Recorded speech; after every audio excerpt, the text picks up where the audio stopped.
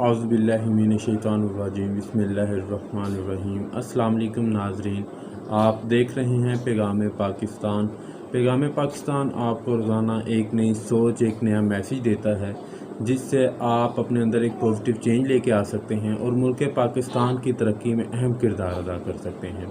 अगर अभी तक आपने हमारा चैनल सब्सक्राइब नहीं किया तो इसे लाइक और सब्सक्राइब ज़रूर करें, शुक्रिया।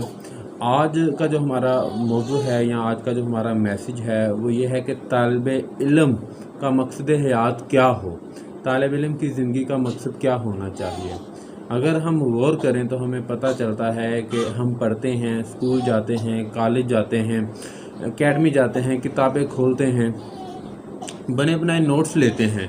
जब अच्छा खासा वक्त गुजर जाता है तो हम पढ़े लिखे जाहिल बन चुके होते हैं। ये बड़ी खौफनाक बात है। अगर तरक्की करनी है तो बाहर की आवाज़ों को बंद करना पड़ेगा। बाहर की आवाज़ों का मतलब है कि इंजीनियर बनो, डॉक्टर बनो, अकाउंटेंट बनो, पायलट बनो।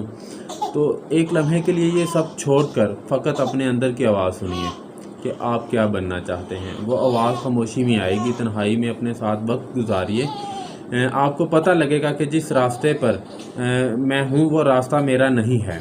मैंने दुनिया को देखकर रास्ते का इंतखाब किया हुआ है, जबकि मुझे ख़ुद को अपनी सलाहियतों को पहचानने की ज़रूरत है और उसके मुताबिक मैं अपनी ज़िंदगी का एक रास्ता अख्तियार करूँ। बच्चे तालीम तो हासिल कर रहे होते हैं मगर इनके अंदर तलब की आग नहीं होती।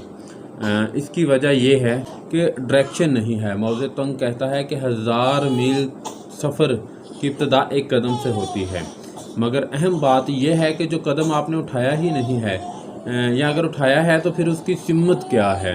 यानी आपकी मंजिल कुछ है और आपने अपना कदम किसी और सिमत में उठाया हुआ है।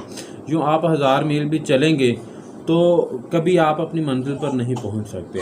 अगर सिमत ठीक है तो पहुंचना आसान हो जाता है, लेकिन अगर सिमत ही ठीक नहीं है किस तरह से मंजिल पर पहुंचेंगे।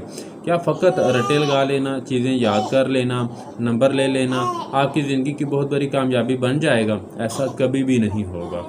फूल जैसा हो वो अगर देखने में खूबसूरत और खुशबूदार नहीं है तो फिर वो फूल नहीं है, क्योंकि जिस चीज़ की एक सिफ्त होती है, अगर वो इस सिफ्त को इस चीज़ से निकाल दिया जाए तो फिर वो चीज़ नहीं रहती। यानी कि जिस मकसद के लिए है वो चीज़ उस मकसद के लिए नहीं रहती। इसी तरह इंसान में भी एक सिफ्त है और वो सिफ्त है खुद शनासी की।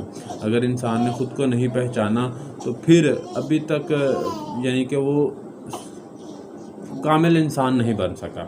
इसके मुतालिक हज़रत इल्लामा इकबाल रहमतुल्लाह अलैह फरमाते हैं, अपने मन में डूब कर पाजा सुरागे ज़िंदगी। वो खुद शनासी ये है कि जिस काम के लिए मालिक कायनात ने आपको पैदा किया है, हमें पैदा किया है, हम वो काम करें। अगर हम वो काम नहीं करते तो हमारी ज़िंदगी बेकार है।